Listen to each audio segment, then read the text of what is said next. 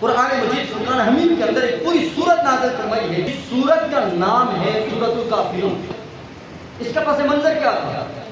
تفسیر حازم میں، تفسیر بدوی میں، امام جلال الدین سیوطی نے تفسیر در منصور میں، دیگر مفسرین نے کل فرمایا کہ قریش کی ایک جماعت حضور کے پاس ہے. دیکھیے ان کے مطالبہ کیا تھا.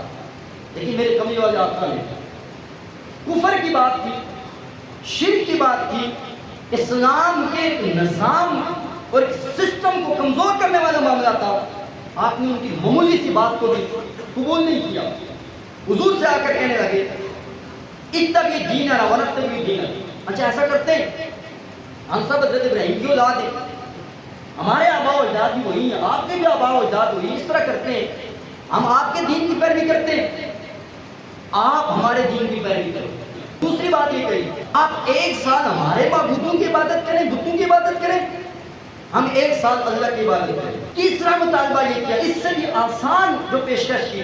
جب اس طرح کرتے ہیں قالوا فاستقم بعد آلہتنا نعبد الہک، آپ صرف ہمارے معبودوں کو چھو لیں. یہ آسان پیشکش کی ہے. عبادت کو بھی چھوڑیں، سال کی عبادت کو بھی چھوڑیں، دین کی پیروی کو بھی چھوڑیں، صرف آ کر آپ ہمارے معبودوں کو چھو لیں، ہم آپ کی تصدیق کریں گے اور ہم آپ کے الہ کی عبادت کریں. یہ تین پیشکش کس نے کی؟ مشرکین مکہ نے.